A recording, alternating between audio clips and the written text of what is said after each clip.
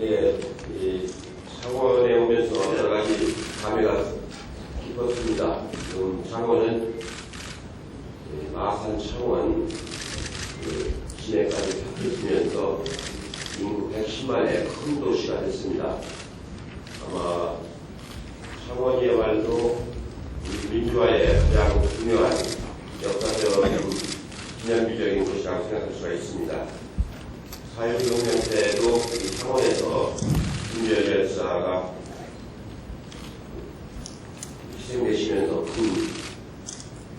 사회혁명의 가로지가 됐던 것이고, 또 부마 항쟁 때도 가장 박정희 정권을 무너뜨린 큰 계기가 됐습니다. 그리고 6월 항쟁 때도 이 아주 민주화 운동을 활발하게 전개했던 그런 지역입니다. 그러면서도 또 창원 지역은 우리나라 기계산업단지의 가장 핵심적인 중요한 지역으로서 우리 기계산업을 아주 선도해 나가는 그런 중요한 경제 활동이 아주 활발한 그런 지역입니다. 그러나 정치적으로 본다면은 90년 확장하면서 이렇게 개혁적인 지역이 아주 보수적인 지역으로 변해갔었는데, 지난 지방선거 때부터 이 지역에서 김두관 지사가 당선이 되시면서 지역주의가 무너져가는 새로운 정치 지형이 만들어지는 계기가 되기도 했습니다. 지난 총선에서 대체적으로 민주개혁 진영이 약 40%에 가까운 득표율을 올림으로써 12월 대선에서 정권 교체가 될 수 있는 가능성을 보여주는 좋은 성과를 냈던 그런 지역이기도 합니다. 저는 새누리당에게 두 가지를 제안하겠습니다. 첫째는 민간인 불법 사찰을 신상조사를 반드시 해야 됩니다. 그리고 감봉도 국권은 5천만 원이나 돈다고 하는 어디서 나왔는지를 반드시 밝혀야 합니다. 지난번에도 말씀드렸습니다만, 총리실하고 대통령실에서는 감봉이든 돈다발을 사용합니다. 총리실은 전체가 1억밖에 안 되고, 1억을 가지고서 여러 기관이 부서가 나눠 쓰기 때문에 한 사람이 50만 원을 쓴다는 건 불가능합니다. 이런 진상을 반드시 밝혀야 되는데, 새누리당이 이것을 밝히지 못하게 하려고 국회를 개원 조차 못하게 하는 그런 아주 나쁜 전술을 지금 쓰고 있습니다. 제발 그렇게 하시지 마시고, 국회에서 명백하게 민간인 불법 사찰이 진상이 밝혀지도록 국회를 빨리 개원해서 국정조사를 하도록 협조해 주시기 바랍니다. 또 새누리당은 계속해서 대선 후보 경선 룰 문제 가지고 온갖 시간 싸움만 계속하고 있기 때문에 민생에 관한 정부 여당으로서의 아주 무책임한 태도를 보이고 있습니다. 하루빨리 국민들이 많이 참여해서 대선 후보를 뽑을 수 있는 당내 경선 룰을 빨리 확정짓고 새누리당 전체가 국회에 매진하도록 그렇게 방향을 빨리 바꿔주시기를 다시 한번 촉구합니다. 윤호동 무임금을 하지 말고 국회에 들어오셔서 윤호동 유임금을 하는 그런 정부 여당의 태도를 반드시 보여주실 것을 다시 한번 촉구합니다. 두 번째는 어제 선임장관이 저희 강사로 예방으로 오셨을 때 제가 말씀을 드렸습니다. 지금 그리스뿐만이 아니고 유럽 전체가 경제적으로 굉장히 어려워져 가고 있고, 그 여파가 이제 우리 시장에도 미칠 가능성이 자꾸 커져가고 있습니다. 수출 물량도 줄어들 뿐만 아니라 유럽의 자금들이 우리 시장에 들어와 있는 것들이 이탈이 시작되면 우리 증시나 자금 시장에도 나쁜 영향을 주게 되고, 그 결과는 우리 내수에까지 번질 가능성이 매우 큽니다. 우리 내수 시장은 지금 마이너스 성장하고 있는데, 전반적으로 가계 부채도 아주 많아서 소비 여력이 아주 없습니다. 이럴 때 반드시 내수를 진작시킬 수 있는 대책을 여야 정의 머리를 맞대고 협의하자고 제가 여러 번 제안을 드렸고 어제 특임장관께도 말씀드렸습니다. 이제 내수를 진작시켜서 일자리를 만들고 지방재정을 건전화할 수 있도록 여야정 경제협의체를 조속히 구성할 것을 다시 한번 새누리당과 정부한테 다시 한번 촉구드리는 바입니다. 이상입니다. 이어서 박지원 원내대표께서 인사 말씀해 주시겠습니다.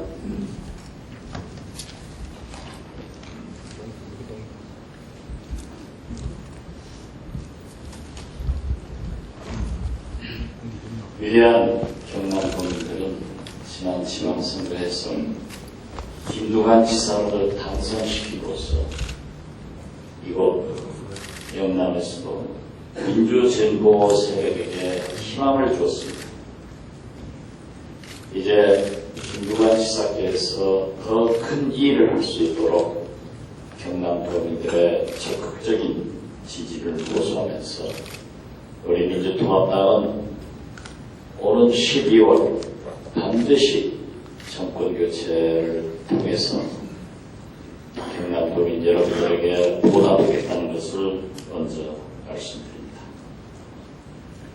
방금 대표께서도 말씀하셨지만 국회 개원이 이유 없는 생특집으로 새누리당에 의거해서 지연되고 있습니다. 청와대와 같은 맥락을 유지하는 겁니다. 어젯밤 SBS 여론조사 결과를 보더라도 내곡동 사저 이러한 문제에 대해서 특검보다는 우리 국민들은 국정조사를 원하고 있는 의견이 훨씬 높습니다. 국정조사 청문회가 국민의 48%가 원하고 있고 특검은 고작 28.9%에 멈췄습니다. 무려 20% 차이가 나는 국민 여론입니다. 이로써 청와대나 박근혜 의원이 특검을 주장하는 호구성이 국민들로부터 나타나고 있는 겁니다. 내곡동 사저 민간인 불법 선착 반드시 국정조사를 해야 됩니다. 디도스 테러 사건에 대한 특검 지금 어떻게 진행되고 있는가 우리 국민들은 너무나 잘 알고 있습니다. 하지만 새누리당에서는 언론사 파업이 이제 석 달 이상 진입하는데도 MBC 김재철 사장 현행범입니다. MBC 국민의 돈을 횡령하고 무용수 제이모 씨와 아파트 투기까지 했습니다. 이러한 사람을 검찰에서는 조사도 하지 않은 채 퇴진도 시키지 않고 있습니다. 우리는 다시 한번 국민의 여론대로 민간 사찰, 내곡동 사저, 특히 언론사 파업에 대한 국정조사와 청문회를 다시 한번 요구하면서 국회에서 모든 문제 해결을 위해서도 꼭 개원을 서두르자 하는 것을 새누리당에 제안합니다. 아울러서 모든 지방 재정이 파탄 상태에 있습니다. 특히 금년은 0-2세 무상보육으로 인해서 그 절반을 지방 재정이 분담함으로써 더욱 파탄이 놓여 있습니다. 우리는 국회에서 새누리당과 개원 협상을 하면서도 주장을 했습니다만 반드시 지방 재정 및 균형 발전 특별위원회를 국회에서 구성해서 지금 현재의 지방 재정 위기를 국회 차원에서 그리고 수도권 일변도의 발전을 지방 균형 발전이 이루어질 수 있도록 대처해 나가겠다는 것을 경남도민 여러분들에게 약속해 마지 않습니다. 우리 민주통합당 의원들은 오늘도 민생 현장을 누리고 있습니다. 저도 이 최고회의가 끝나면 바로 서울의 상경에서 오후 2시부터 열리는 택시 파업 대회 서울광장에 참석을 합니다. 우리 민주통합당 의원들도 택시 업계의 어려움을 해소하기 위해서 함께한다는 말씀을 올리면서 초생딸, 즉 민주통합당의 초선 의원들의 초선이요 민생 현장을 달린다의 초생딸을 우리 민주통합당 초선 의원들이 밀양의 초고압 송전탑 건설 현장을 답사했고, 무엇보다도 한국전력 측의 일방적인 공사 강행과 형편없는 보상책 때문에 주민들이 가슴이 타들어가고 있는 현상을 파악했습니다. 우리는 국회가 개원되는 대로 먼저 우리 민주당 초선 의원들의 초생딸이 밝힌 밀양, 민주당이 당력을 모아서 밀양의 아픔을 해결하겠다는 것을 약속드립니다. 로비스트 박태규 씨가 박근혜 의원을 만났다는 증언에 녹취록이 있다는 보도가 오늘 주간에 되고 있습니다. 부산저축은행 로비스트 박태규 씨의 운전기사가 2010년 박 씨와 박근혜 전 새누리당 비상대책위원장이 만난 상황을 뒷받침하는 녹취 파일을 어제 검찰에 제출했다는 내용을 들었습니다. 저희도 이미 이 운전기사를 제가 말씀드리기 전에 접촉을 했기 때문에 여러 가지 정황이 나타나고 있습니다. 그러나 박근혜 의원은 전혀 모르는 사람이다 라고 하고 있지만, 로비스트 박태규 씨는 2007년 한나라당 대통령 후보 경선 때 신문사 편집국장과 방송사 보도국장이 모인 식사 자리에 참석했다가 그 자리에서 박 전 위원장과 인사한 적이 있다라고 검찰에 진술을 했습니다. 상식적으로 보더라도 박근혜 의원이 대권 후보로서 언론사 편집 보도국장을 만나면서 함께 만난 것은 바로 박태규의 주선이 아닌가, 저는 그렇게 의혹을 제기합니다. 박태규 씨는 많은 언론인과 관계를 가지고 있고, 정치인이나 고위공직자에게 항상 언론사 간부 및 기자들을 모여놓고 초청을 해서 자기 힘을 과시한 사람입니다. 이러함에도 불구하고 박근혜 의원이 한 번도 만난 적 없다 하는 것은 벌써 진실성에 구멍이 난 것이라고 생각을 합니다. 저는 박근혜 위원장에게 박태규 씨와의 만남이 저축은행 로비와 무슨 관계가 있는가, 혹시 박태규 씨가 로비스트로서 호가호위하지 않았는가를 의혹을 제기했습니다. 이렇게 만남이 밝혀졌다고 하면은 이제 박근혜 의원이 대답할 차례다라는 것을 지적합니다. 감사합니다. 예, 다음은 김학률 최고위원께서 모두 발언해 주시겠습니다. 예, 김학률입니다.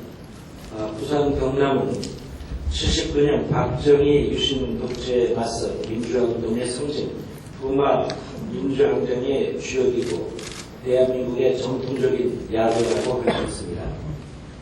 부산 경남은 노무현 대통령을 세운 데 이어서 문재인 공은 김두관 지사와 같은 우리 당의 유력한 대선 주자들을 배출함으로써 이제 전통야당 민주당의 훌륭한 자산이자 기반이 되었습니다. 요즘 30여 년 전의 유신독재의 망령이 되살아나서 역사의 수레바퀴가 거꾸로 돌고 있는 것 같은 착각에 빠진다고 며칠 전에도 말씀한 바 있습니다. 부마 함정의 주역인 부산 경남이 다시 한번 앞장서서 유신과 군사 독재의 장단을 제압하고 정권 교체의 주역이 될 것을 기대합니다. 어제부터 대선 후보 경선 준비 기획단이 본격적으로 가동되기 시작했습니다. 당 안팎에서 경선 방법과 일정 등에 대한 여러 의견들이 계속 쏟아지고 있고 안철수 교수 측에서도 민감하게 반응하는 것 같습니다. 경선 준비 기획단은 대선 승리의 추측도를 놓는다는 각오로 경선 준비 기획단은 대선 승리의 추측도를 놓는다는 각오로 모든 외풍에 흔들림 없이 일해 주시기 바랍니다. 경선의 공정성을 확보하고 역동성을 촉진하는 경선 무대를 마련하는 데 최선을 다해 주기 바랍니다. 경선 일정 또한 모든 경우의 수를 감안해서 매우 신중하게 접근해야 할 것입니다.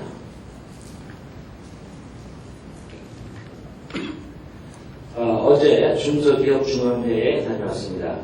영세 자영업의 보호 영역을 어디까지로 할 것인지에 대한 보다 엄격한 기준이 필요하다고 생각합니다. 중소기업청 자료에 따르면 가령 2007년 현재 동네 빵집이 8,000여 개 있던 데에 비해서 대기업형 프랜차이즈 빵집이 5,000개였는데 작년부터는 동네 빵집이 5,000개로 줄고 프랜차이즈형 빵집이 동네 빵집보다 더 많아졌다고 합니다.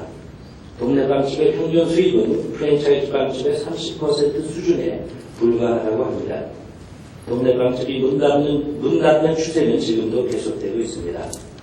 프랜차이즈 빵집의 동네 빵집 죽이기를 공정한 경쟁의 결과라고 생각하는 사람은 없을 것입니다. 상상의 모습은 어디에도 없습니다. 골목 상권 살리기 차원에서 봐도 동네 빵집뿐만 아니라 서민형 자영업이 공통적으로 맞닥뜨리고 있는 위기라고 생각합니다. 보다 세밀하고 구체적인 영세 자영업 구하기 대책이 당 차원에서 강구돼야 한다고 생각합니다. 이상입니다. 예, 다음은 추미애 최고위원의 모두가 있으시겠습니다. 지난 전당대회 이후에 처음 뵙습니다. 정권 교체를 위해서 마음의 각오와 함께 준비를 해주시는 우리 장명달 도당위원장님과 또 아마 대한민국 국민들 모두가 기다리실 것 같은데요. 제 옆에 앉아 계시는 우리 경남의 희망이라고 할 수 있는 김두관 지사님 그리고 우리 지역위원장님들 이렇게 다시 뵙게 돼서 참으로 반갑습니다. 제가 맡은 대선 후보 경선 준비 기획단에서 어제 처음 제1차 회의를 가졌습니다.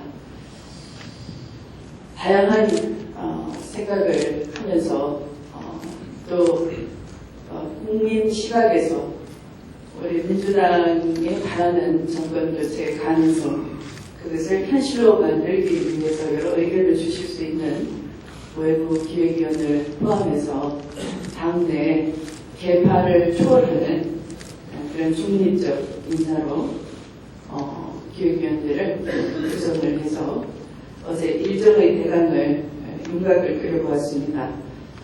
어제 기획위원들 간의 논의에서 런던 올림픽이 시작되기 전까지는 안을 좀 만들어보자라는 합의를 모았습니다. 그래서 7월 25일이 마지막 7월의 월요일이 되는데요. 런던 올림픽 전인데 그때까지는 1차 목표로 안을 좀 만들기로 했습니다. 최고회의가 열리지 않는 화, 목, 일요일 집중적으로 논의를 하고 또 논점이 생성되는 경우에는 매일 쉬지 않고 회의를 하자라고 했습니다. 쟁점이 정리되는 대로 제가 전날 열린 기획단 회의의 결과를 진행 추이를 최고회의에 또 전달을 해서 최고회의의 의중과 함께 나란히 갈 수 있도록 하겠습니다. 다음 말씀을 드리겠습니다. 집권당 새누리당의 원내대책회의가 상당히 기형적인 모습으로 흘러가고 있습니다. 어제는 언론 보도를 보니까 제가 민주당의 최고회의에서 이 대결적 남북관계로 끝장내는 한심한 이명박 정부의 이 대북 정책으로 인해서 미국의 대중 전략에 아무 생각 없이 전략적 사고를 하지 않고 고스란히 MD에 빠져버리면 미사일 방어 전략, 미국의 미사일 방어 전략에 그대로 빠져버리면 그 위험성을 지적을 했더니 한나라당, 새누리당의 그 원내대책회의가 저를 선포하는 선포장으로 바뀌어버렸습니다. 그래서 다시 한번 그 취지를 못 알아듣는다면 집권당이 전략적 사고를 해야 되는 것인데 그 합의도 못 알아듣는, 내분의 의미도 못 알아듣는다면 좀 더 쉽게 말씀을 드리고자 합니다. 북한에 대한 안보 전략이 중국에 대한 외교 전략과 서로 충돌되지 않도록 하는 전략적 사고가 필요하다는 것입니다. 현재는 그 전략적 사고를 하지 않는 것이죠. 자칫 발을 잘못 건드리면 미국의 신국방 전략을 이해하지 못한 채로 한반도를 굉장히 위험한 쪽으로 끌고 가게 되는 것입니다. 바로 그것이 최근 체결된, 합의된 한미 미사일 방어 체계, 이른바 KAND에 숨어있는 뜻입니다. 이 미국의 대중국 군사 전략의 핵심은 이른바 축과 이 주변의 관계입니다. 영어로는 Hub and Spoke Strategy라고 합니다. Hub은 그 동맹국을 중심으로 한 축을 얘기하는 것이고 그 축을 군사 기지화해 나가면서 그 주변부 스포크, 화살대에 해당하는 부분에 대해서는 기동군 또는 아주 그 민첩한 이 군인들을 이동시킴으로써 군사 전략을 짜고 있는 것인데요. 바로 이 KAND의 함이라는 것은 우리 대한민국이 미국의 대중국 군사 전략의 허브가 되는 핵심 기지가 되는 쪽으로 이미 한 걸음 더 진도가 나와버린다는 것입니다. 그렇게 되면 되돌이킬 수가 없는 것이죠. 그래서 그렇다면 저보고 자기들이 하나로 새누리당이 집권당이라면 자기들 스스로 대안을 찾아야 되는데 저보고 대안이 뭐냐라고 묻는 겁니다. 대안을 말씀드릴까요? 그렇게 전략적 사고를 못하신다면 제가 대신 말씀드리겠습니다. 북한의 미사일 위협에 대한 대안은 결코 KAND가 아닙니다. 그것은 한국의 독자적인 ND를 구축하는 것입니다. 이 북한이 우리에게 단거리 미사일, 장사정포를 집중적으로 배치하고 있는 데 대해서 그것을 막아내는 한국의 독자적인 ND 체제를 구축하는 것입니다. 그럼으로써 미국의 동아시아 ND 체계에 자동으로 편입되는 위험성을 우리가 사전에 차단하는 그런 판단이 필요한 때입니다. 그리고 연미 바중 전략이 필요합니다. 무슨 뜻이냐 하면 연미라는 것, 미국과의 동맹 틀을 그대로 유지한다 하더라도 그 틀 내에서 일지라도 바중, 중국과의 협력을 우리가 계속 찾아야 한다는 것입니다. 그런 지혜를 발휘해야지만, 그런 전략적 사고를 할 줄 알아야지만 또 집권하겠다 할 수 있는 겁니다. 지금은 집권 자격도 없는 겁니다. 세 번째, 한나라당 원내대책회의에서 이른바 친박 원내대표를 뽑힌 이한구 원내대표의 발언도 굉장히 문제가 됩니다. 지금 어느 때입니까? 가뭄이 104년 만에 최대의 가뭄으로 이 경남을 비롯한 전국이 가뭄 엄살을 앓고 있고요. 또 4대강 사업을 엉터리로 해가지고 농경지 리모델링을 잘못해가지고 논에 물을 대도 물이 줄줄 새고 정부는 책임지지도 않고 나몰라를 하고 소송으로 해결하라고 하는데 모내기를 할 수가 없는 거예요. 가물어서 피해당하고 4대강 사업 엉터리로 해서 피해당하고 사대강 사업이 가뭄과 홍수 예방한다고 하는데 이 가뭄에 어떤 도움을 주고 있습니까? 오히려 모내기조차 못하게 하지 않습니까? 간신히 물을 댄 논도 물이 새고 있지 않습니까? 그런 대책에 대해서 얘기를 해야지. 한심하게도 이 한명수 전 민주통합당의 대표 그리고 문재인 민주당 국회의원이자 대통령 예비 후보이신 분에 대해서까지도 원내대책회의에서 이한구 원내대표는 종북 의심이 있다라고 주장을 했습니다. 정말 이득입니까?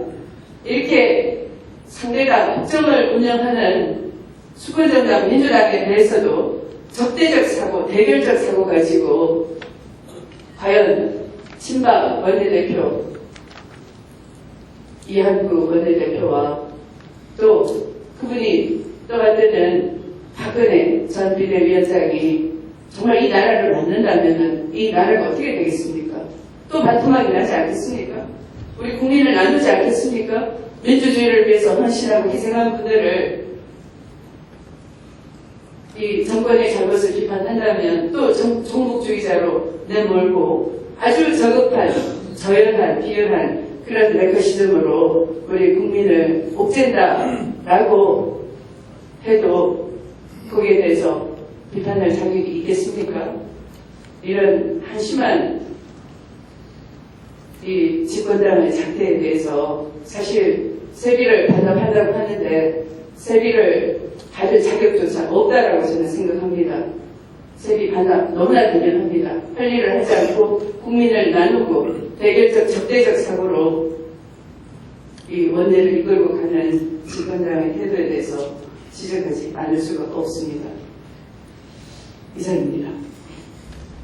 네, 다음 강기정 최고위원께서 모두 발언해 주시겠습니다. 대선 승리를 위한 영원하게 돌풍을 만들 이곳 경남에서 최고위원이 돼서 기쁩니다.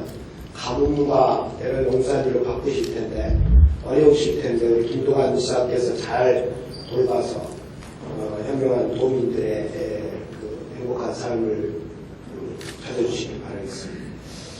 새누리당이 제정신이 아닌 것 같습니다. 국회 문을 열 생각을 하지 않고 연일 종북 타령을 하고 있습니다. 앞서 추미애 제국께서 말씀하셨습니다만 어제 열린 이한구 원내대표 원내대책의 발언이 과관입니다. 조갑재 씨가 쓴 종북 백화사전이라는 괴문서를 들고 나와서 간첩 출신 정치인 분석, 종북 퇴치법을 들먹이며 국회 운영이 예산일이 아니겠다라고 걱정했다고 합니다. 조갑재 씨가 쓴 괴문서가 새누리당의 경전으로 돌변하는 순간입니다. 조갑재 씨는 또한 이명박 대통령은 전두환 대통령의 위기관리 능력을 배워야 한다 이렇게 말했다고 하고 그걸 볼 때 언제부터인가 조갑재 전두환 전 대통령 같은 분이 새누리당의 멘토가 되어 있습니다. 이한구 원내대표뿐만 아니라 오늘 황우여 당대표는 또한 라디오 연설에서 종북 좌파 세력이 국회에 입성해서 국가 기밀 유출이 걱정이다. 국회의원, 비서실, 당 소속 인사에 대한 기밀 접근 관리 체계를 강화해야 되겠다. 이렇게 말했다고 합니다. 이 국회를 또 우리 민주당을 포함한 정당 정치를 오공 정치로 되려고 하는 이런 망언이다 이렇게 생각합니다. 정말 걱정인 것은 이런 새누리당과 혹여라도 박근혜와 같은 사람이 대통령이 되면 이 사회는 이 지금 우리가 걱정하고 있는 이명박 정부보다 훨씬 더 후퇴하지 않을까, 후퇴할 거라는 확신이 들어 보입니다. 문제는 이런 종북, 색깔, 사회적 후퇴 이런 것들이 박근혜 대세론과 그 그림자 때문에 생겨나는 병이다 이렇게 보여져서 박근혜 의원은 속히 국회 문을 여는 문제나 색깔론에 대해서 종북 타령을 종식시킬 수 있는 입을 열어야 될 때다 이렇게 촉구합니다. 차세대 전투기 입찰 문제에 대해서 말씀드립니다. 지금 8조 3천억 규모 차세대 차기 전투기 사업이 유찰되어서 그동안 우려했던 졸속 우려가 현실로 나타났습니다. 우리 민주당은 단군의 최대 무기 사업을 10개월 만에 끝낸다는 것은 애초부터 무리였고 졸속이었다 비판했습니다. 작년 올해 예산을 선정하는 과정에도 이런 비판이 계속해왔습니다. 2002년 F-15K 40대를 구입한 1차 사업에는 25개월이 소요됐고 같은 기종 21대를 추가로 구입하는데 25개월이 소요됐습니다. 그런데 이번에 스텔스기 전투기 60대를 구입하는 초대형 사업인데 10개월에 끝낸다는 이런 졸속 비상식 행위를 해오고 있습니다. 또한 애초에 차기 전투기 F-35 기종을 정해놓고 타 기종을 들러리 세운 거 아니냐 이런 관측을 낳게 했는데 실제로 지난 7일날 국방부에서는 이 미완성인 F-35 전투기를 시뮬레이터로만 시험평가하겠다 이래서 역시 말씀을 일으키고 있는데요. 국민은 이러한 사건들이 제2의 율곡비 사건, 제2의 린다킴 사건으로 피하지 않을까 걱정을 하고 있습니다. 상식 있는 정부라면 입찰 재공고 방식이 아니라 차기 정권에서 안정적으로 무기 구입이 될 수 있도록 넘겨야 된다 이 점을 말씀드립니다. 이상입니다. 예, 이어서 이종길 최고위원께서 모두 하시겠습니다. 예, 이종걸입니다. 이 지역의 승리의 상징이 된 우리 김두관 지사님을 나와 계십니다. 며칠 전에 출마 선언을 하신 문재인 대통령 민주당 후보 부산 경남 지역입니다. 또 서울에서 시민들과 함께 민주당의 희망을 만들어가고 계시는 박원순 서울시장도 이 지역 경남 출신입니다. 지금 민주당의 인물, 민주당의 앞에 나서시는 주자와 지도자들이 온통 경남의 분으로 되어 있습니다. 그 외에도 신문에 오르내린 많은 분들이 경남 출신입니다. 이 경남에서 지난번 노무현 대통령 때의 바람을 다시 상기합니다. 경남에서의 바람이 우리 민주당의 바람이 아니라 대한민국을 구하는 바람으로 희망하고 기대합니다. 저도 지난 전당대회 경선 때 하위에서 패배했었는데 경남에서 대의원님들께서 3위를 만들어 주셨습니다. 그 힘으로 지금까지 달려와서 여기 이렇게 다시 만나게 됐습니다. 정말 너무 감사드립니다. 언론 노조 파업은 공정 언론을 구하기 위한 노력입니다. 어제 이강택 위원장이 20일 넘은 생명을 거는 단식 끝에 위독한 채로 병원에 입원했습니다. 박근혜 의원과 새누리당은 완전히 외면하고 있습니다. 언론 자유와 공정보도가 자신들의 정권 획득에 도움이 되지 않는다라고 생각하고 있기 때문입니다. 국민들에 대한 최소한의 정치적 책임을 가지고 있다면 공감을 회복해야 됩니다. 아시다시피 MBC의 200일 가까운 파업 배후에는 박근혜 의원이 있습니다. 그 선대가 찬탈한 정수장학회가 MBC의 주식 30%를 가지고 있는데 실질적인 오너라고 되고 있습니다. 지난번에 이사장도 했습니다. 권력욕에 눈이 어두워서 공영방송 깨치고 민주주의를 외면하면 절대로 집권할 수 없다는 모습을 여기서 보여줘야 된다 이렇게 생각합니다. 가계부채가 위험합니다. 연일 우리 신문이 왜 이렇게 그리스, 스페인, 이태리에 관심이 많은가 이해할지 모릅니다. 저희도 비슷한 위험에 빠질 수 있다는 경고라고 생각합니다. 지금 유럽 위기가 여러 가지가 중첩되어 있습니다만 생산하는 것보다 가지고 있는 것보다 훨씬 더 많이 써서 미래의 재산을 너무 많이 땡겨 써서 이런 일이 발생했다라고 합니다. 유럽에 가보시면 알겠지만 훨씬 저희보다 소비가 안정되어 있고 과소비부터 멀어져 있는 현실에 불구하고 그런 원인을 진단하고 있습니다.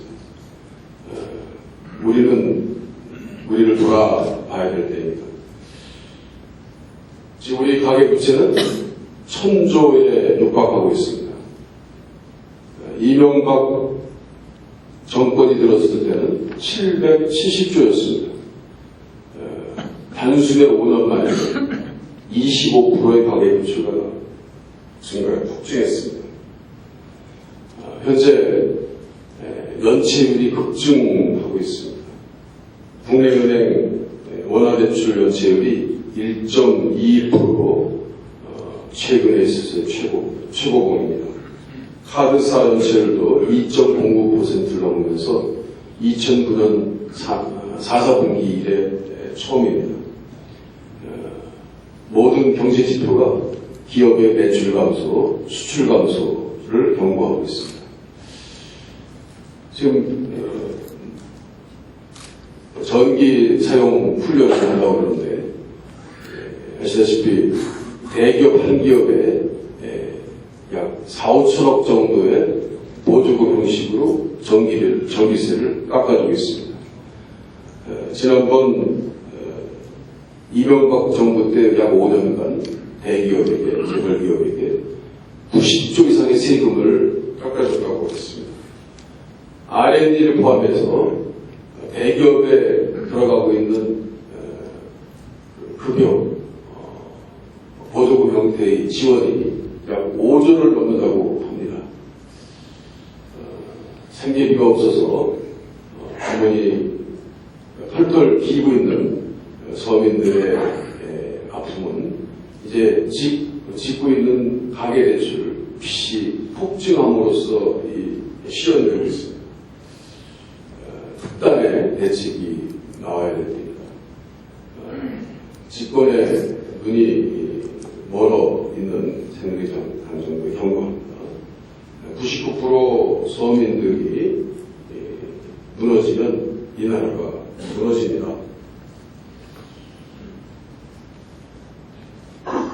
19대 개원이 지연되고 있는데 지연되고 있는 그 원인의 주재공자들 새누리당 원조 한나라당에 경고합니다. 짝퉁 민생을 짝퉁 문호동부임금 주장하지 말고 빨리 국회에 들어오셔야 된다고 생각합니다. 이상입니다. 예, 이어서 부산호 최고위원께서 문답을 주시겠습니다. 네, 이제 대통령 선거가 본격적으로 각 당의 경선을 통해서 본격적인 대선 국면으로 넘어가면서 점차 우려되는 상황들도 드러나고 있습니다. 어제 저희 당에서 논평을 냈습니다만 일각에서 유경수 여사 생가를 선심성 관광을 시킨 그런 사례가 적발되었습니다.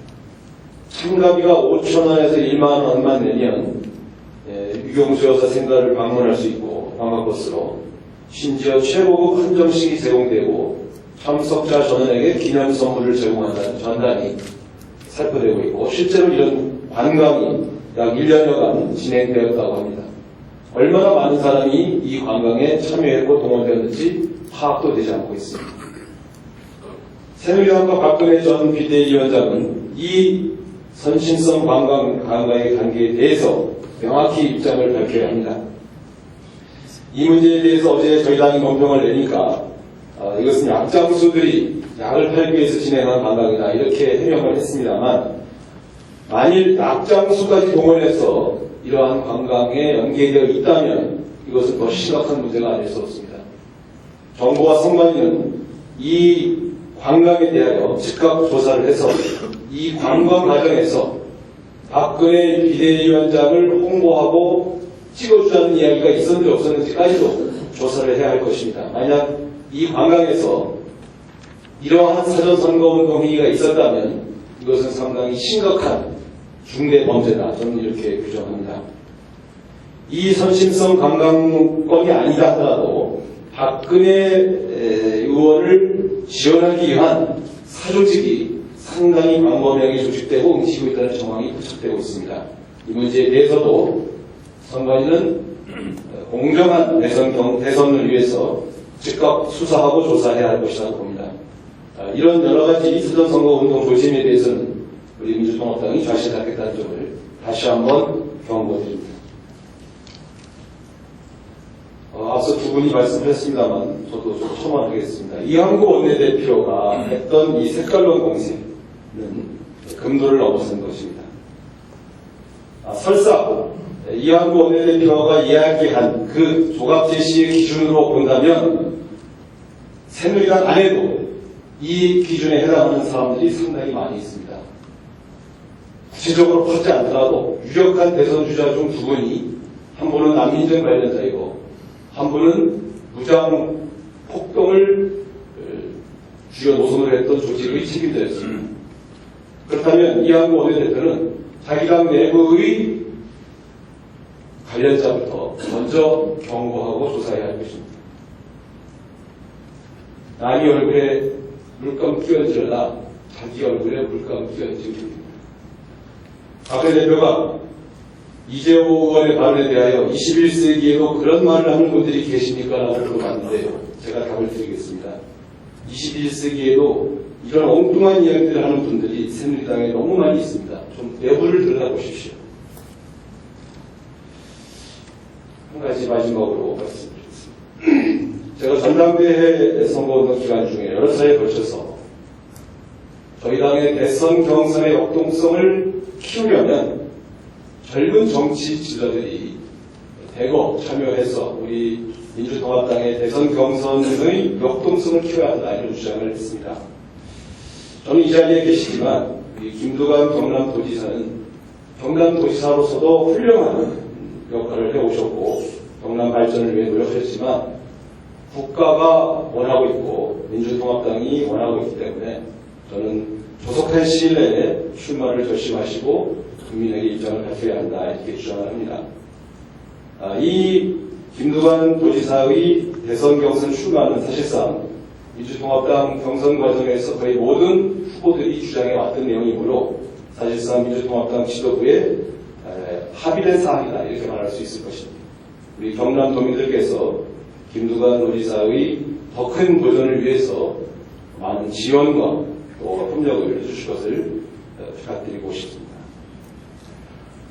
또한 이 문제 관련해서 우리 기획단 논의 과정에서 당원당규 관련해서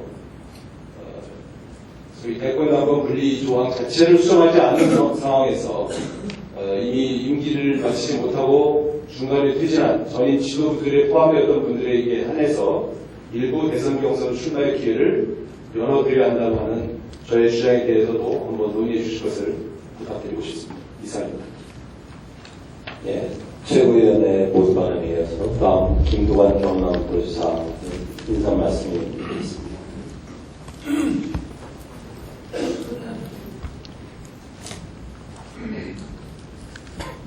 민주통합당의 새로운 지도부 이해찬 대표님과 최고위원 박지원 원내대표님을 비롯한 우리 당의 주요 당직자분들께서 경남을 두 번째로 방문해 주신 것을 우리 340만 경남도민과 더불어진 칭호로 환영을 드립니다.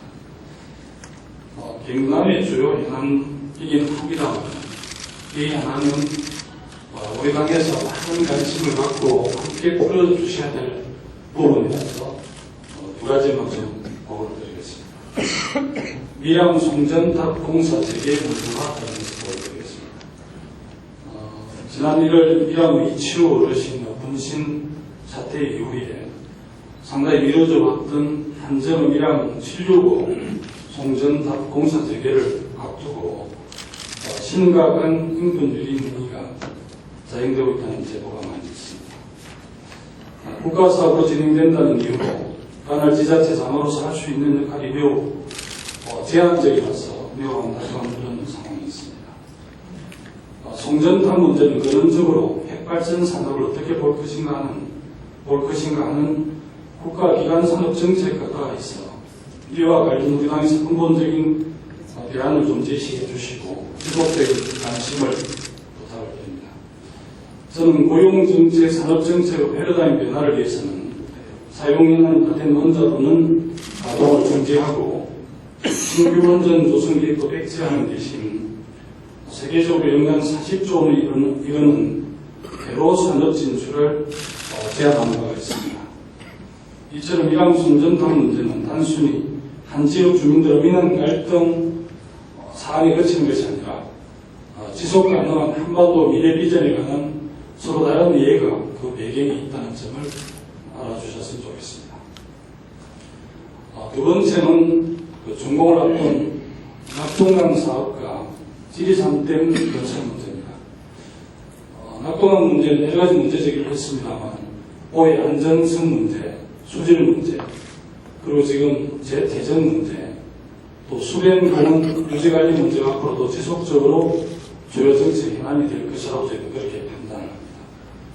오늘도 우리 당의 남영인순 의원을 비롯한 여러 의원님들이 탈톡은 현장투라는 이름으로 낙동강의 하마포와 하천포를 방문하게 되어 있습니다.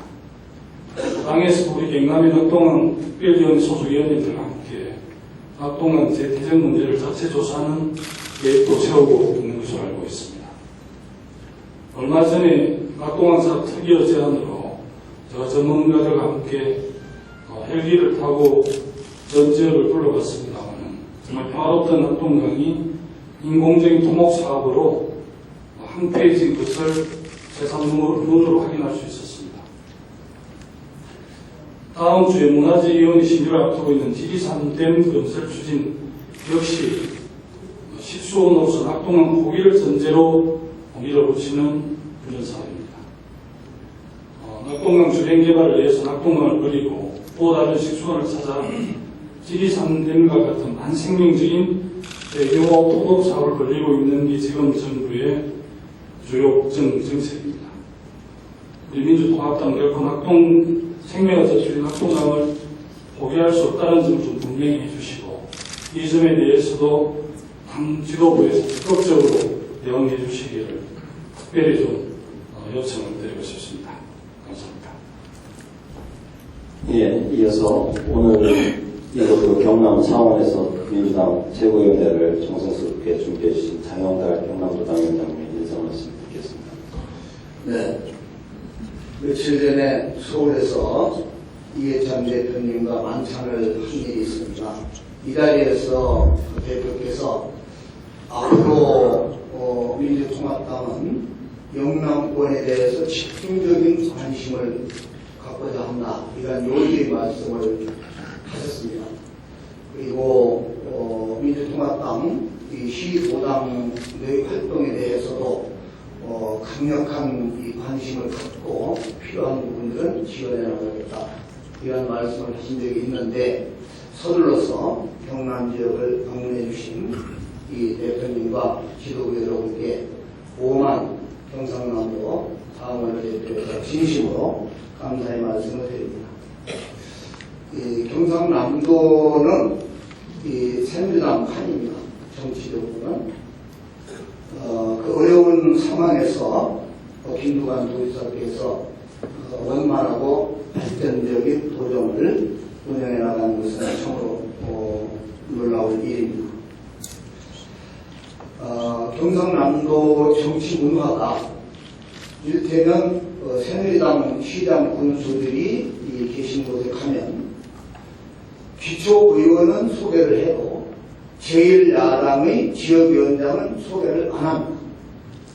어떨 때는 소개를 하면 당연히 정당 정치 국가에서 국회의원을 소개했으면 제1야당의 위원장을 소개하는 게 상식입니다. 그런데 우리 지역에서는 그러한 상식이 무시된 지 수십 년이 돼서 지역위원장을 소개를 하면 그 다음에 그 지역 새누리당 출신 국회의원으로 하여금 그 지역 이 기초단체장 관계자들이 심한 모욕을 당하는 경우도 있다는 얘기를 제가 많이 들었습니다. 앞으로는 이 경상남도 그리고 며칠 뒤에 영남권 우리 시도 방역단체 위원장들 모임을 갖기로 했습니다만 경상남도의 서민 대중들이 수십 년 동안 짝사랑했던 새누리당을 대신해서 민주통합당이 새롭고 친근하고 가깝고 구체적인 친구가 될 수 있도록 저희들이 적극적으로 활동을 할 작정입니다. 그리고 그렇게 해서 새누리당의 수십 년 횡포를 마감하고 바야흐로 12월 대통령 선거 때 50% 이상, 과거에 60% 이상, 70% 이렇게 일방적으로 새누리당을 지지했지만 서민 대중들 생활은 곤핍하기 이를 데 없는 이러한 상황을 극복할 수 있도록 민주통합당이 앞장서 나갈 작정입니다. 오늘 지도부뿐만 아니라 초선 의원 여러분들께서 밀양과 또 합천 이런 지역을 널리 방문해 주신 점도 대표와 지도부 여러분들이 활동에 더불어서 우리 경남에 대한 관심으로 이에 대해서 참으로 기쁜 마음입니다. 그리고 경남 지역 새누리당 출신 국회의원이 15분인데 이분들까지 앞장서서 국회 파행에 부채질하고 있다 이런 얘기를 듣습니다. 지금 국회가 열리면 대통령 친인척 비리가 한정없이 야당에 의해서 폭로될 것이고 그리고 유력한 새누리당의 대권 주자의 모순, 잘못들 이러한 것들이 만차에 폭로될 것이 걱정스러워서 한나라당은 새누리당은 대통령 선거 때까지 가능한 국회를 안 열고 가는 게 상책이다. 이런데 경남도 출신 국회의원들이 앞장서고 있다. 이런 얘기를 듣고 있는데 참으로 개탄스럽고 우려스러운 게 아닐 수 없습니다. 새누리당 경남도 다수 새누리당 출신 국회의원들은 이 시간부터라도 이 농업, 축산업 그리고 산업비들이 널리 퍼져서 무수한 이 민원들과 민생 문제들이 깔려있는 이 경남 지역의 민생 문제를 보살피기 위해서라도 대통령 선거에 병이 들어서 더 이상 국회 개원을 방해하지 말고 국회 문 여는데 경남 출신 국회의원들부터 앞장서기를 강력하게 촉구합니다. 그리고 당 지도부에게 한 가지 사항 건의드리고 싶습니다. 우리 영남 지역은 우리 민주통합당의 대부분 위원장들이 원외위원장들이 많습니다. 그리고 젊은 위원장들이 이 개척 정신을 갖고 힘차게 일을 하고 있습니다. 지금 원내 대표회의가 있듯이 총회가 있듯이 원외위원장들도 전국적으로 협의체를 정식한 기구를 통해서 갖고 협의를 해서 대한민국 발전에 이바지할 수 있도록 그리고 당에 필요할 수 있도록 가칭 원외위원장 협의체 이것을 당은 당규에 정식 기구로 마련해서 활동할 수 있도록 해주시면 우리 원외위원장들도 민생이나 서민 대중을 대변하는 당 정책 실천에 더욱 매진할 수 있지 않겠는가 그런 생각을 갖습니다. 다시 한번 민주통합당 지도부 여러분의 경남 방문을 진심으로 환영하고